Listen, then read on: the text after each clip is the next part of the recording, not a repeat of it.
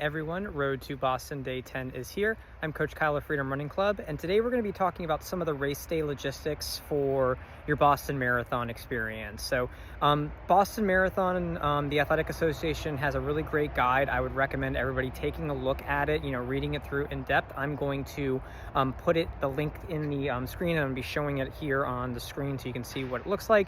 But basically, it's going to have pretty much all the information that you're going to need to know about your whole race day experience, essentially. So take a look at it. I want to highlight a couple of things. Essentially, your gear check, you're going to be picking up a bag during your packet pickup. That's going to be the only thing you're going to be allowed to take in terms of bags to the area specifically for athletes. They're very, very strict about this. Only athletes can go into the area with the gear check and the bus loading area. You can ride with your family or whomever, to that general area, but once you go into it, that's pretty much it. It's just going to be you, and that's for safety reasons and everything. So make sure you have that bag if you're doing some gear check.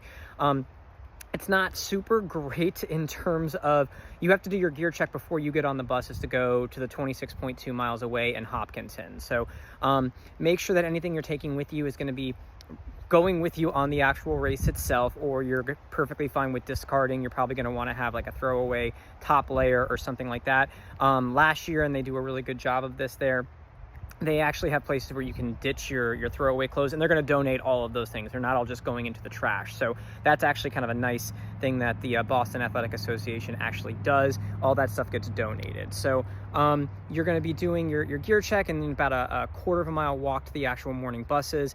On that guide, it's actually going to say, based on the wave that you're in, when your buses are going to be going to Athlete Village in the little town of Hopkinton, where the Boston Marathon actually starts. You're going to get there, and it is strongly encouraged, and I would definitely recommend doing this, that you're taking the official Boston Marathon transportation to the race itself. Things like road closures, if you're doing something like an Uber. Maybe you've done that before, but I know that's really strongly encouraged. There's going to be things shut down for security reasons. Not everyone is going to be able to get to different places. But essentially, if you're an athlete that's going to the race day, get rid of some of the stress. Just take the actual bus service. And again, they talk about when to get on your actual bus for your different waves. It's also going to be talking about things like when your wave is going to be released from the athlete village. They actually hold you at, I think it's the high school, middle school for Hopkinton, where you're going to be beforehand, and it'll tell you when you're kind of going out. You can do, there's not really going to be space to warm up per se, but doing things like your dynamic drills, whatever you can do in this big crowd of people, when you're going to be getting staged, and obviously the start time. Make sure you know all these different things. So some of the odd things about this, there's a lot of transportation before. You're still kind of getting up pretty early to get there, but make sure that you're kind of prepared for whatever the weather actually is. Make sure you have some extra food. Boston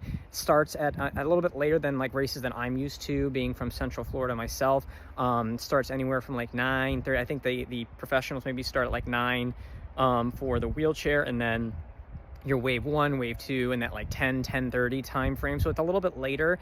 Make sure you're getting a full meal, and make sure you have some snacks and electrolytes and fluids and things like that, because you're going to be up and moving around a good little bit before your race actually happens. So make sure that when you're going to Athlete Village and things like that, you've got all those different things that you actually want. Definitely be weather aware to know what the weather's going to look like in case you need some extra layers and things like that.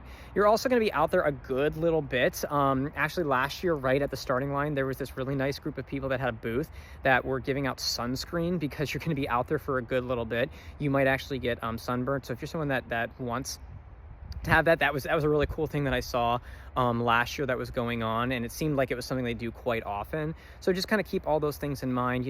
You've put in a lot of work. You want to kind of mitigate some of the stress about the day of. So I would really recommend go through that whole participants guide. Again, it's in the caption down below.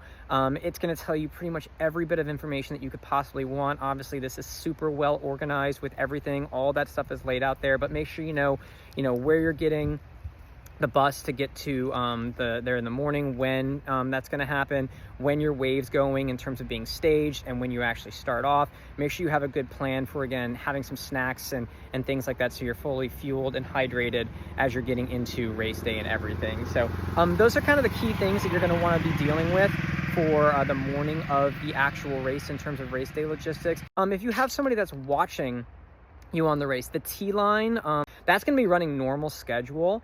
Even though most of Boston is kind of shut down for Monday. Even last year, it was the weekend of Easter was the Monday after was the Boston Marathon. They had that normal schedule. So you can have people ride on that. Just be aware, it was super crowded. That's what I did last year. I ran to the start line and then I ran to the actual T line that's right there. I think it's Southborough, maybe that's closest to Hopkinton. It's not right there. It's about 3 miles away.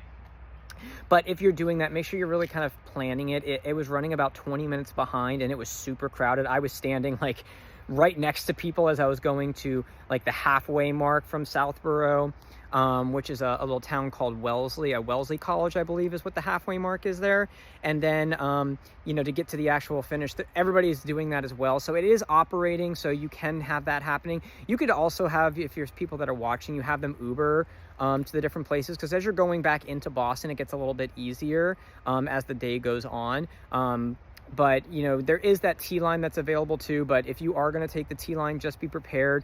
It was definitely running behind schedule last year if you have specific times you're trying to meet people, and it was very, very crowded. So if you have any questions about race day logistics, ask those in the caption or the comments down below, and I'd be happy to answer any of those questions that you might have.